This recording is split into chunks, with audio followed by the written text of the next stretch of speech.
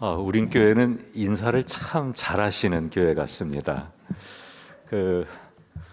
여러분, 공자가 이런 말을 했어요. 인생 성공의 비결은 인사 잘하는 거다. 다시 한번 인사해 보시죠. 얼굴에서 광채가 납니다.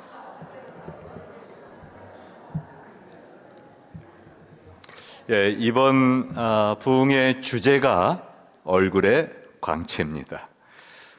여러분 얼굴에서 빛이 나고 광채가 나는 그런 복된 인생 되시기를 간절히 바랍니다.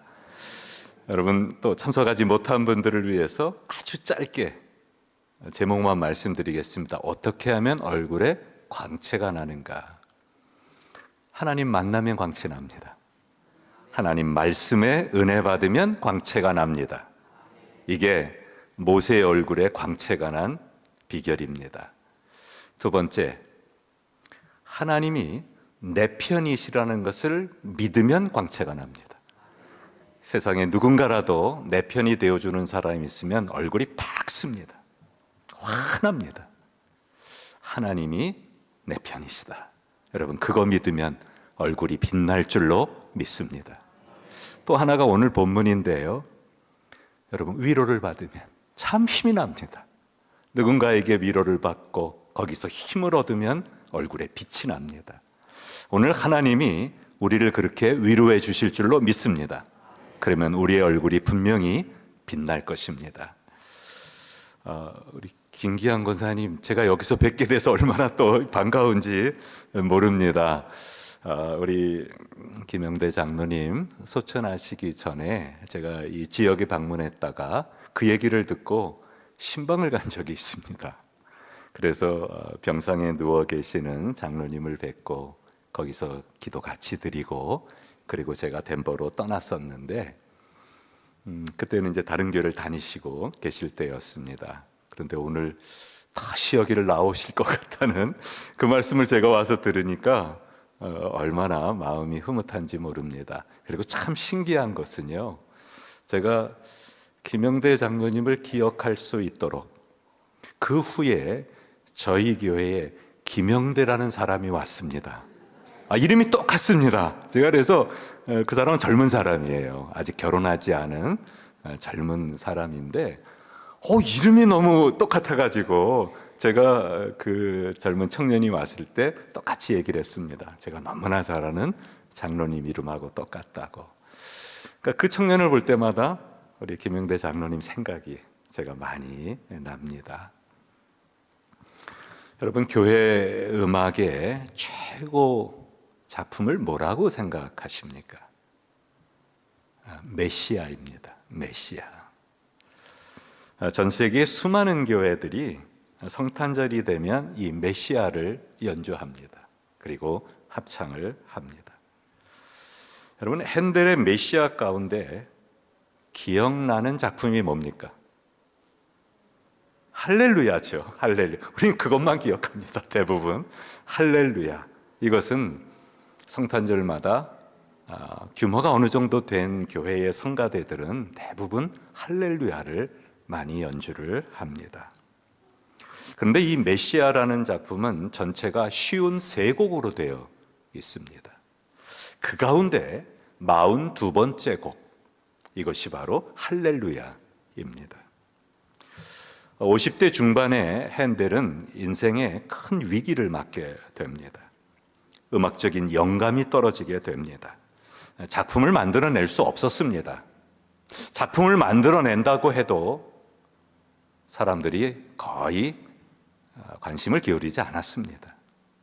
감동이 없었기 때문에 그렇습니다. 그러자 곧 재정적 위기가 다가오게 됩니다. 더 이상 버티지 못하고 핸델은 파산을 하고 말았습니다. 불행은 혼자 오지 않는다는 말이 있습니다. 여러분, 불행은 겹쳐서 다가오도록 그렇게 돼 있습니다. 우리 오장로님, 저도 깜짝 놀랐는데요, 와서 얘기를 듣고 뇌출혈이 오셨다고 했잖아요. 그런데 이렇게 건강하게 회복된 게 저는 얼마나 감사한지 모릅니다. 핸델은 반신마비가 왔습니다. 그런 고통을 겪게 됐습니다. 더 이상 어떤 희망도 없었습니다. 인생의 의미도 찾지 못하고 시리에 빠져서 살게 됩니다.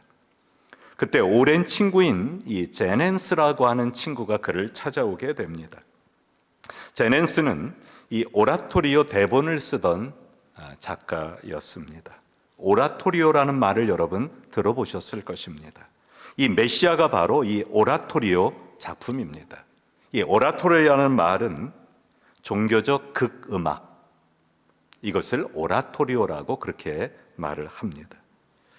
예수 그리스도의 생애를 집대성한 그런 대본을 바로 이 핸델에게 친구가 전해주게 된 것입니다. 그것을 가지고 작품을 한번 만들어 보라고 제의를 했습니다. 핸델은 처음에 대수롭지 않게 여겼습니다. 이제 힘도 의욕도 능력도 다 떨어진 상태이기 때문에 그렇습니다. 그래서 대본을 받기는 했지만 그냥 책상 위에 던져놓고 신경 쓰지 않았습니다. 어느 날 참 무료했습니다. 할 일도 아무것도 없었고, 그러다 친구가 전해준 대본을 한번 읽어볼까 이런 생각을 하고 대본을 넘기기 시작했습니다. 그 대본은 예수 그리스도의 예언부터 시작을 합니다. 그리고 예수 그리스도의 탄생, 십자가의 고난, 예수의 부활, 이런 예수에 대한 역사들이 아주 생동감 있게 대본에 그려져 있었습니다. 그것만이 아닙니다. 예수의 승천, 예수의 심판, 예수의 재림, 하나님의 나라가 그 대본 속에 펼쳐져 있는 것을 이 핸델이 보게 됩니다. 그는 곧이어서 말씀을 읽기 시작했습니다. 왜? 그게 말씀이기 때문입니다. 그 부분에 관계되는 하나님의 말씀을 찾아가지고 그 말씀을 읽기 시작했습니다. 참 놀랍습니다. 핸델의 식어진 가슴에 불이 붙기 시작합니다. 이게 바로 하나님의 말씀입니다. 말씀이 살아 움직이는 것입니다. 그 말씀이 내 마음을 뜨겁게 만드는 것입니다. 핸델의 가슴이 점점 불타오르기 시작했습니다. 그때 그는 그 대본 속에서, 말씀 속에서 자기에게 내미시는 예수의 손을 붙잡게 됩니다. 그리고는 24일 동안 거의 식음을 전폐하게 됐습니다. 그러면서 작곡에만 몰두합니다. 그렇게 해서 나온 작품이 핸델의 메시아입니다. 전곡을 다 연주하려면 2시간 20분이 걸립니다. 우리는 할렐루야만 이렇게 듣기 때문에 한 10분 안쪽으로 연주가 되는 걸 듣지만은 전체는 2시간 20분이 걸리는 아주 대곡입니다. 참 놀라운 것은 이 쉬운 세 곡 가운데 첫 번째 곡이 뭐냐 하는 것입니다. 물론 첫 번째 곡은 서국인 연주곡입니다. 어떤 내용이 특별히 있지 않은 연주곡인데 그 다음에 바로 펼쳐지는 곡, 의미가 있는 곡, 내용이 있고 메시지가 있는 곡, 여러분 이게 바로 오늘 본문입니다. 너희는 위로하라, 내 백성을 위로하라. 이게 메시아의 시작에서 울려 퍼지는 곡입니다. 핸델이 가장 위로를 받았던 말씀입니다. 이 말씀이 주저앉은 그를 일으켜 세웠습니다. 그의 아픈 마음을 싸매어 주었습니다. 한없이 움츠렸던 핸델의 어깨를 펴게 만들어 주었습니다. 하나님은 그 자녀들을 얼마나 사랑하시는지 모릅니다. 얼마나 위로해 주시는지 모릅니다. 오늘 이사야 선지자를 통해서 내 백성을 위로하라고, 내 자녀들을 위로하라고 그렇게 다급하게 주님은 말씀하고 계십니다. 여러분, 위로 자체가 어려운 환경이나 상황을 바꾸는 것은 아닙니다. 하지만 위로는 그런 상황을, 어려움을 이겨낼 수 있는 힘과 용기를 가져다 주는 것, 이것이 바로 위로입니다. 위로라는 말 자체에는 힘이 있다라는 뜻이 있습니다. 그게 위로입니다. 힘이 있는 게 위로입니다. 사람은 누군가에게 위로를 받으면 힘을 얻습니다. 슬퍼하던 사람이 위로를 받으면 눈에서 눈물을 그치게 됩니다. 슬픔을 딛고 일어서는 용기가 생기기 때문입니다. 식물에게는 물이 필요하고 사람에게는 위로가 필요하다, 이런 말이 있습니다. 이 세상에 위로가 필요치 않은 사람은 우리 중에 한 사람도 없을 것입니다. 왜요? 상처 없는 영혼이 없기 때문입니다. 누구를 막론하고 우리 모두에게는 상처가 있습니다. 상처 없는 새가 어디 있으랴, 이런 글이 있습니다. 하늘을 나는 새들도 여러분 그 날개를 펼쳐보면 상처투성이라는 것입니다. 짝에게 따돌림 당한 상처, 힘센 새에게 핥힘을 받은 상처, 나뭇가지에 앉다가 그 뾰족한 나뭇가지에 찔려가지고 상처가 난 그런 몸을 새들도 갖고 있다는 것입니다. 여러분과 저는 어떤가요? 여러분 아무 상처 없으십니까? 평생을 살아오면서 단순히 몸의 상처만이 아닙니다. 저와 여러분의 마음에 난 이 빗끈처럼 갈라져 있는 이런 수많은 상처들을 우리는 안고 지금까지 살아오고 있습니다. 우리 모두에게는 그 상처에 대한 위로가 반드시 필요합니다. 그 아픔을 싸매어주는 위로가 저와 여러분에게 있어야 합니다. 여러분, 오늘 말씀을 통해서 하나님이 주시는 위로를 여러분 풍족하게 받으실 수 있기를 간절히 바랍니다. 오늘 본문에는 주님이 주시는 위로의 방법과 그 내용이 나오고 있습니다. 여러분, 첫 번째 위로는 꼭 필요한 때에 마음에 와닿게 해야 합니다. 이게 바로 위로입니다. 주님이 그렇게 지금 하고 계십니다. 1절을 한번 보세요. 우리 같이 읽습니다. 너희의 하나님이 이르시되 너희는 위로하라, 내 백성을 위로하라. 이사야 선지자를 통해서 이 전하라고 하는 이 위로의 메시지가 얼마나 다급한지 모릅니다. 하나님의 마음을 우리가 여기서 읽을 수가 있습니다. 짧은 구절 안에 위로하라, 너희는 위로하라, 내 백성을 위로하라, 이렇게 다급하게 말씀하고 계십니다. 여러분, 우리가 마음이 급하면 말이 계속 반복돼요. 빨리 해, 빨리 좀 하라고. 아니 왜 이렇게 늦어, 빨리 좀 해. 여러분, 이게 그냥 뭐 내용은 둘째치고요, 빨리 하라는 그런 다급한 메시지를 전하게 됩니다. 하나님의 마음이 그렇게 급하신 겁니다. 위로가 꼭 필요한 내 백성에게 이 위로를 전하고 싶으신 하나님의 마음을 우리가 읽게 됩니다. 내 자녀가 지금 어려움에 처해 있습니다. 너무 지쳐 있습니다. 너무 힘들어하고 있습니다. 그 상처 때문에 주저앉아 있습니다. 하나님은 빨리 가서 그 자녀를 끌어안고 싶으시는 그런 주님의 마음을 우리가 오늘 보게 됩니다. 여러분, 이 위로의 메시지가 전달될 때는 이스라엘 역사상 가장 어려운 시기를 지나고 있었던 때입니다. 아수르는 강력한 군대를 동원해서 전 세계를 정복하고 있었습니다. 제일 먼저 남유다의 위쪽에 있는 북이스라엘을 완전히 정복하고 말았습니다. 싸움 한번 제대로 해보지 못했습니다. 대부분의 사람들이 그 전쟁에서 죽고 말았습니다. 남은 사람들도 다 포로로 끌고 가버렸습니다. 나라가 하루아침에 형체도 없이 다 사라지고 만 것입니다. 여러분, 그 다음 순서가 누굴까요? 남유다라는 것입니다. 지금 이 유다 백성에게 주는 메시지입니다. 하지만 여러분, 남유다는 북이스라엘보다 국력이 강했을 때가 거의 없어요. 오히려 북이스라엘이 더 강했습니다. 남쪽 유다는 늘 힘에 지쳐 있고 피곤한 인생을 참 많이 살았습니다. 그러면 북이스라엘이 저렇게 무너졌다면 이 남쪽 유다는 어떻게 되는 겁니까? 뭐 그냥 아무 힘도 써보지 못하고 무너져 버리고 말 것입니다. 여러분, 내가 지금 직접 어떤 고통을 당하는 것보다 다음 차례가 나라는 사실, 이게 더 두렵습니다. 매를 맞아도 먼저 맞는 게 낫지, 이런 말이 있잖아요. 북이스라엘이 당했단 말이에요.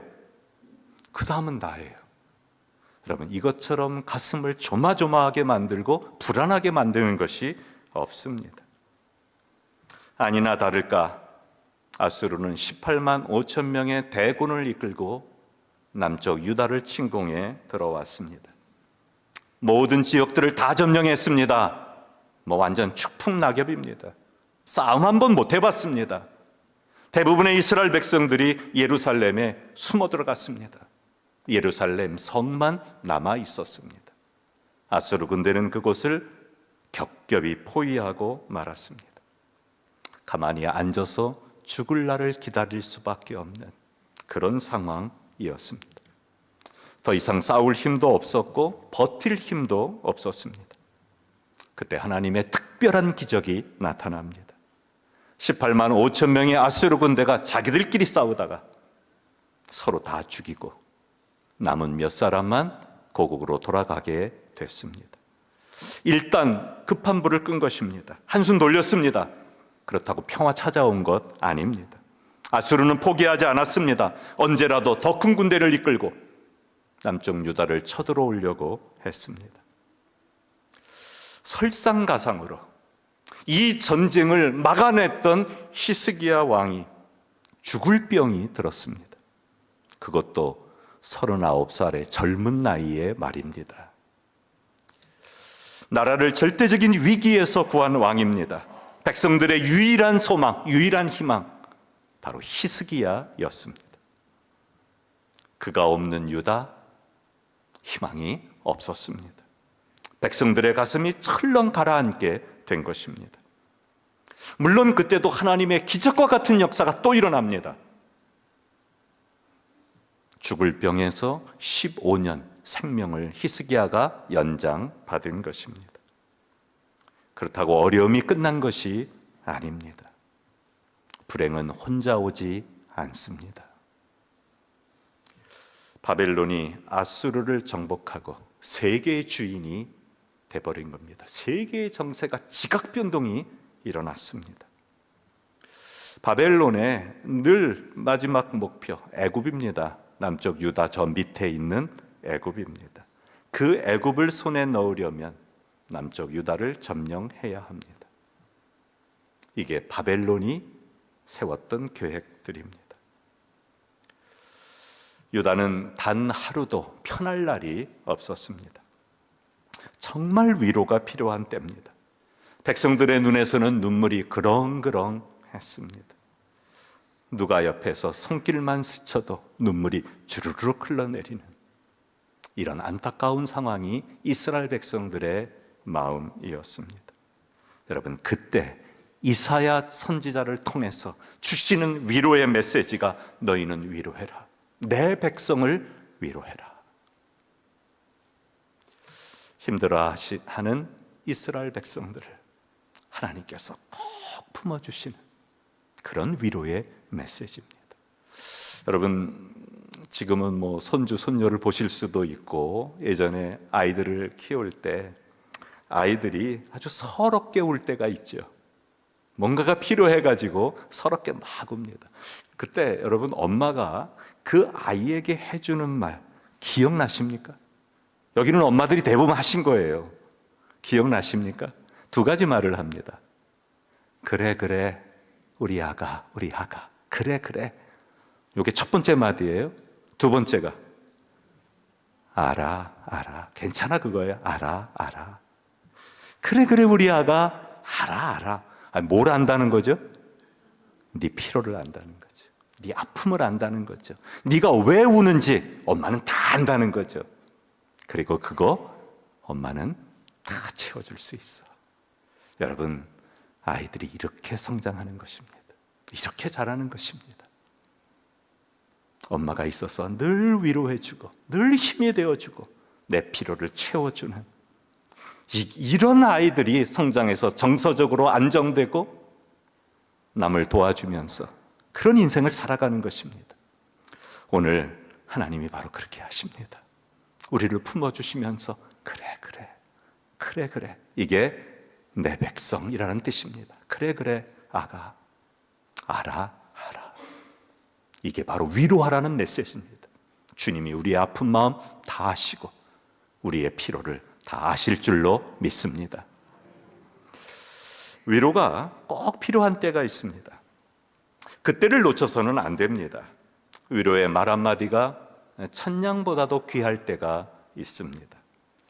가장 힘들어하고 어려워하는 순간에 반드시 위로가 필요합니다. 모든 것이 무너져 내릴 듯한 상황에서 우리는 위로의 기회를 절대 놓쳐서는 안 됩니다. 1866년 4월 14일 링컨 대통령이 암살을 당했습니다. 세월이 많이 흐른 후에 미국 국회의사당에서 도서관에 보관되어 있던 상자 하나를 공개적으로 오픈하게 됐습니다. 그것은 링컨 대통령이 암살당했을 당시에 몸에 소지하고 있던 물품이었습니다. 참 관심이 많았습니다. 뭐를 가지고 있었을까? 거기에 몇 가지가 나왔습니다. 손수건 한 장, 펜을 수리하는 소형 나이프, 연필깎이 칼이라고 생각하시면 됩니다. 실로 묶어가지고 고쳐놓은 안경집, $5짜리 지폐가 들은 지갑. 여기까지는 별로 감동스러운 것도 없고요. 그냥 늘 가지고 있던 물품이라고 생각했습니다. 하지만 그 지갑 속에 아주 낡은 칼로 오린 신문기사 하나가 접혀져 있었습니다. 너무 많이 봤는지 너덜너덜해진 그런 신문기사 하나가 거기서 나왔습니다. 그것은 당시 영국에서 발간되던 신문에 있는 기사 하나를 오려서 지갑 속에다가 링컨이 넣고 있던 것입니다. 존 브라이트라고 하는 기자가 쓴 것인데요.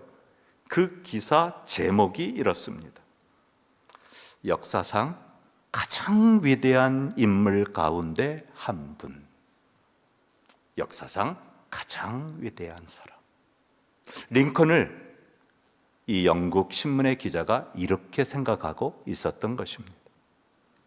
지금은 링컨 대통령을 최고의 대통령으로 꼽는데 누구도 주저하지 않습니다. 각 나라의 대통령들이 가장 존경하는 인물 가운데 한 사람이 바로 링컨 대통령입니다. 하지만 당시에는 얼마나 많은 비난을 받았는지 모릅니다. 수도 없는 인격 모독을 당했습니다. 아니, 링컨의 얼굴만 봐도 기분 나쁘대요. 이게 당시 사람들이 했던 말입니다. 꼭 원숭이 같다, 꼭 바보 같다, 괴물이다, 허풍쟁이다, 사기꾼이다. 이게 링컨이 그 당시에 받았던 사람들의 눈총이었습니다. 더구나 남북전쟁을 치르면서 얼마나 괴로워했는지 모릅니다. 이 전쟁으로 인해 무고한 군인들이, 무고한 시민들이 죽어가고 있습니다. 이렇게 하려고 이거 한 거 아닌데, 그런데도 정의를 세우고 나라를 바로 세우고 그러기 위해서, 하나님의 뜻을 이루기 위해서 일은 해야만 되는데, 그것 때문에 수많은 사람들이 죽어가는 것이 링컨의 마음을 갈기갈기 찢어 놓았습니다. 아무리 위대하고 강력한 대통령이지만 그에게도 위로가 필요했던 것입니다. 그때 영국에서 발간되는 신문 기사를 하나 보게 됐습니다. 자기에 관한 그 기사 하나가 얼마나 힘이 나는지, 얼마나 위로가 되는지, 그래서 그것을 오려가지고 지갑 속에다가 넣어놓고 힘들 때마다, 위로가 필요할 때마다 그거를 보았던 것입니다. 사람마다 힘든 순간이 있습니다. 너무 지쳐서 그냥 울고 싶을 때가 있습니다. 너무 무거운 짐을 들고 가는 사람은요, 여러분, 거기다 가랑잎 하나 놓아도 쓰러지고 맙니다. 겨우겨우 버텨서 가는 겁니다. 가랑잎 하나의 무게가 얼마나 되겠어요? 그런데 그거 하나 얹으면 그냥 주저앉고 맙니다. 그때 바로 위로가 꼭 필요하다는 것입니다.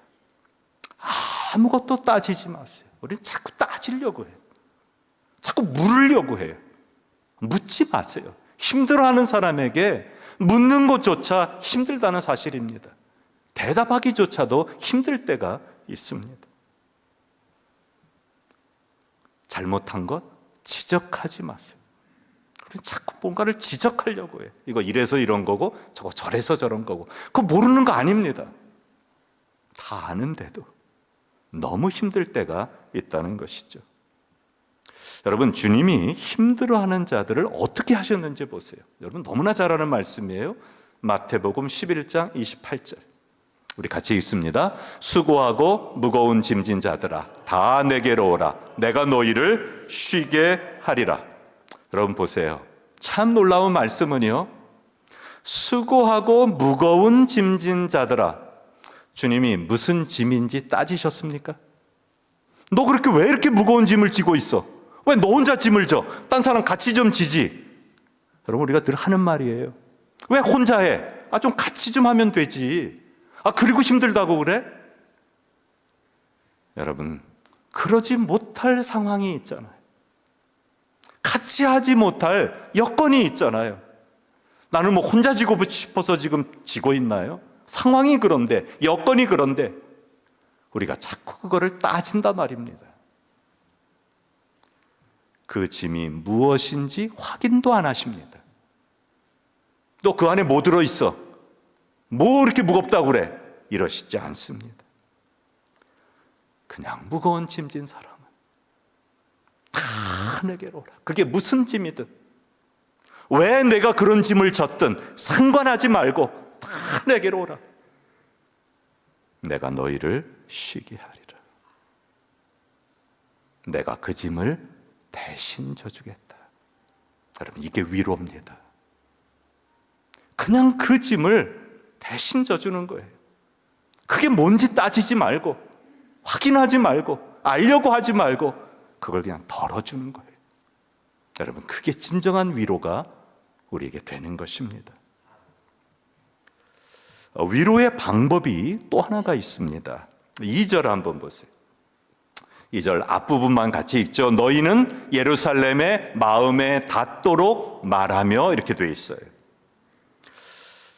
꼭 위로가 필요한 때에 위로를 어떻게 해야 되는가? 마음에 닿도록 해야 합니다.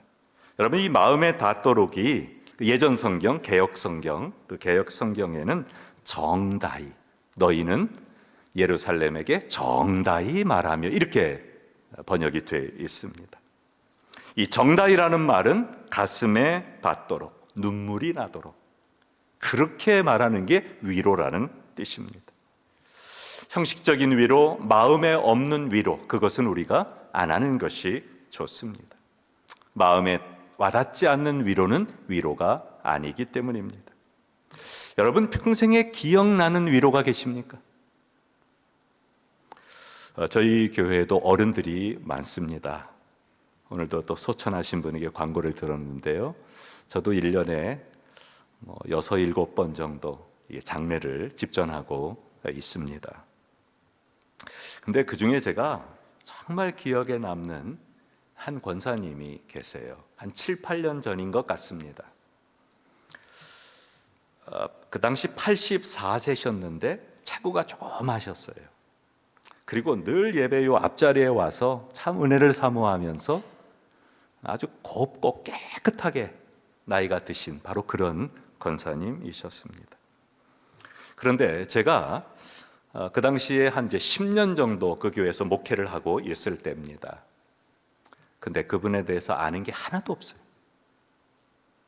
그 가정에 대해서, 가족들에 대해서, 혼자 계시는데 남편이 안 계신데 남편에 대해서 아무것도 몰라요. 왜? 교인 중에 아는 사람이 하나도 없어요. 그런 분이니까 쉽게 뭘 물어볼 수도 없고 그런 상태로 목회를 했었습니다. 1961년에 이민을 오신 분입니다. 저와 나이가 비슷한 아들 하나를 두고 계셨습니다. 근데 그 권사님의 남편이 누군지, 어떤 분인지 아무도 알지 못했습니다. 평생 이민 생활을 하시면서 한 번도 얘기를 안 하신 겁니다. 그분이 돌아가시기 3, 4개월 전에 저에게 전화를 해 오셨습니다. 그러면서 조금 길게 통화할 수 있는지 아주 조심스럽게 물어 오셨습니다. 예, 권사님, 어느 말씀이라도 다 하세요. 제가 그렇게 응답을 했습니다. 그날부터 2, 3주 간격으로 전화를 하셔서 한 30분에서 40분 정도씩 이 권사님과 통화를 하게 됐습니다. 50년, 60년을 가슴에 품고 있던 이야기를 하신 것입니다. 남편은 박정희, 김종필 씨와 함께 5.16 혁명을 일으켰던 혁명군이었습니다. 근데 혁명이 성공하면서 파가 나눠지게 됐답니다. 그 군인들 안에서. 상당히 이분이 불리한 입장에 쓰셨다는 겁니다. 신변의 위협을 느낀 남편은 아내와 갓난아기를 미국으로 피신을 시킨 것입니다. 미국에 가 있으라고. 그리고 엄명을 내렸답니다. 나에 대해서, 우리 가족에 대해서 한마디도 하지 말라고. 누구한테도 얘기하지 말라고. 너도 위험하니까. 이렇게 해갖고 미국에 오신 분이에요. 그러니 말을 하겠어요? 아무 말도 못 하신 거예요. 그런데 그 후로 남편을 한 번도 보지 못했답니다. 몇 년 후에 남편이 죽었다는 소식만 들었다고 합니다. 정말 하늘이 무너지는 것 같은 그런 고통을 안게 된 거예요. 아무도 없는 이곳에서, 이 미국에서 어린아들 데리고 혼자 살아야만 하는, 그리고 누구에게도 이 말을 할 수 없는 그런 아픔을 안고 평생을 살아오신 분이었습니다. 그 얘기를 들으면서 제 마음이 얼마나 무너져 내리는지, 얼마나 아픈지. 권사님 그러셨네요. 얼마나 힘드셨을까. 제가 그렇게만 대꾸를 할 수밖에 없었습니다. 그분은 이야기 도중에 울음을 참으면서 이렇게 말씀하셨습니다. 목사님, 나 많이 힘들었어. 나 정말 외로웠어. 정말 이 권사님이 50년, 60년을 혼자서 아무 말 못하고 사시면서 얼마나 그 마음이 힘들고 외로웠을까.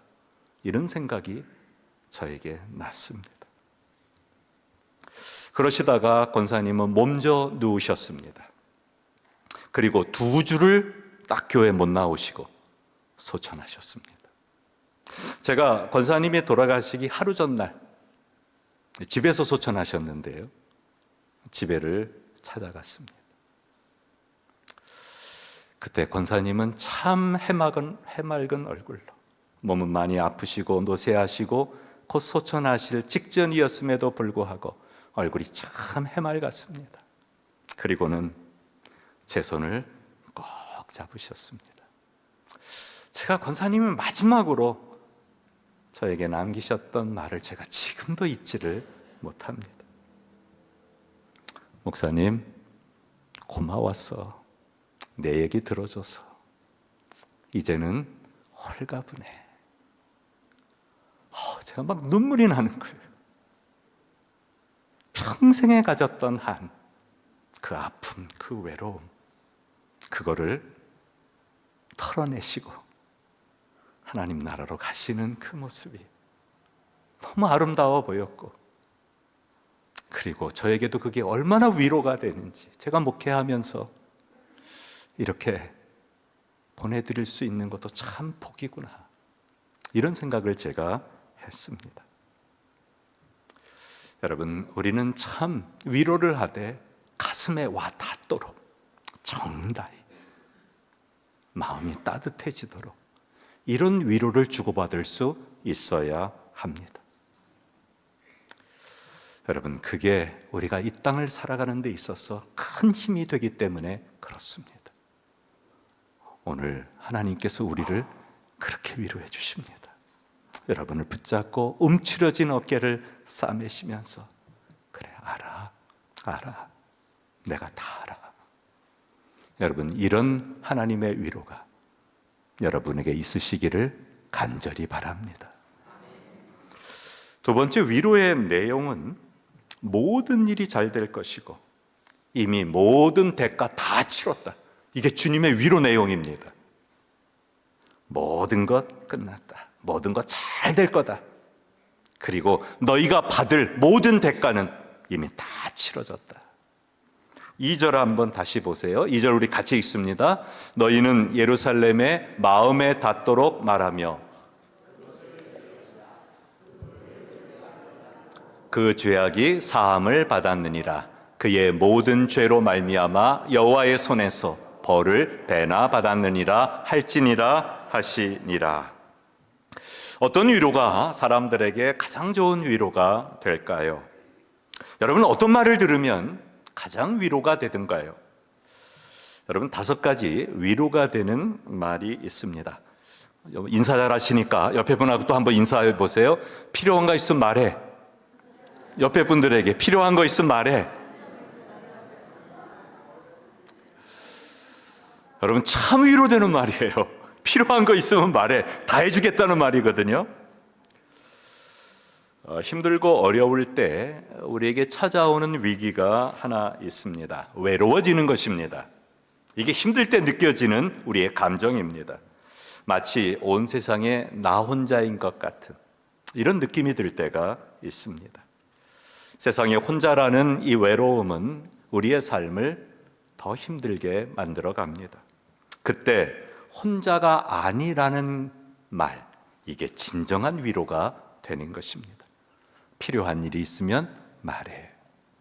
혼자가 아니라는 뜻입니다. 내가 언제나 너와 함께 하겠다는 그런 메시지가 거기에 들어 있습니다. 여러분, 두 번째, 이것도 또 같이 인사하셔야 돼요. 울고 싶으면 실컷 울어. 울고 싶으면 실컷 울어. 여러분, 이 말이 왜 위로가 될까요? 힘든 순간에는 우리의 감정을 억누르는 경우가 참 많습니다. 아무리 힘들어도 우리는 주변 사람을 자꾸 의식을 합니다. 그래서 감정을 쌓아놓는 법입니다. 드러내지 않는 감정은 응어리가 되도록 되어 있습니다. 그때 감정을 편하게 드러내도록 옆에서 도와주어야 합니다. 정말 울고 싶을 때 실컷 울고 나면 마음이 후련해지는 거 여러분 경험하셨을 거예요. 그때 옆에서 그걸 거들어주는 겁니다. 울고 싶으면 울라고. 세 번째는 이것도 또 인사하세요. 괜찮아질 거야. 괜찮아. 일이 잘 풀릴 것을 알아서가 아닙니다. 여러분, 그 사람의 상황이 더 안 좋아질 수도 있어요. 일이 잘 된다는 것, 우리가 그거 아는 거 아닙니다. 하지만 곧 괜찮아질 거라는 이 위로의 말이 꼭 필요합니다. 왜? 사람이 너무 힘들면 좋아질 거라는 희망 자체가 사라지기 때문에 그렇습니다. 옆에서 그 희망을 자꾸 북돋아 주어야 합니다. 네 번째가 내 탓이 아니야. 네 잘못 아니야. 이것도 참 위로가 됩니다. 사람이 오랫동안 우울하면은 모든 잘못을 내 탓으로 돌립니다. 자책감이 생기는 법입니다. 하지만 나 자신을 자책할수록 슬픈 감정을 이겨내기가 참 어렵습니다. 여러분, 우리 노력만으로 상황이 풀리던가요? 여러분이 고민했다고 해서 그 문제가 해결되던가요? 그렇지 않을 때가 참 많습니다. 여러분, 그때 네 잘못 아니라고, 네 실수 아니라고 이렇게 말해줄 수 있어야 합니다. 나는 열심히 일했습니다. 무엇이든 최선을 다해서 했습니다. 그런데도 어려움 겪고 있는 겁니다. 근데도 문제가 풀리지 않아가지고 지금 고민하고 있는 것입니다. 여러분, 그때는 네 탓 아니라고, 네 잘못 아니라고 다독거려 주어야 합니다. 마지막 다섯 번째가 지금 잘하고 있어. 지금 잘하고 있는 거야. 이것이 참 위로가 됩니다. 가장 힘든 시기임에도 불구하고 네가 이 정도 견디는 건 아무나 할 수 있는 거 아니야. 너는 정말 잘하고 있어. 여러분, 이게 바로 힘을 주는 것입니다. 여러분, 한 가지만 첫 번째 거 한번 해볼까요? 다시 한번 인사하세요. 필요한 거 있으면 말해. 근데 어떤 분은요 이렇게 얘기해요. 정말? 정말 해줄 거야? 내가 얘기하면 정말 줄 거야? 여러분, 그때 예스 하셔야 합니다.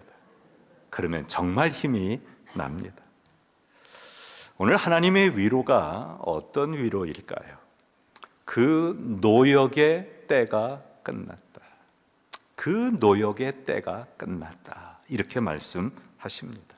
여러분, 예전 성경에는 이 노역을 복역이라고 이렇게 번역을 했었습니다. 복역이라는 것은 감옥에 갇혀 있는 기간 말합니다. 복역 기간 이렇게 말하죠. 형량을 받은 교도소에서 언도된 형을 살아야 하는 기간, 이게 바로 복역 기간입니다. 그런데 그 복역이 끝났다는 것입니다. 그 노역이 끝났습니다. 이제는 자유의 몸이 된 것입니다. 모든 심판 다 받았습니다. 70년 동안의 바벨론 포로 생활에서 이제는 고향으로 돌아가도 된다는 이 선언을 받은 것입니다.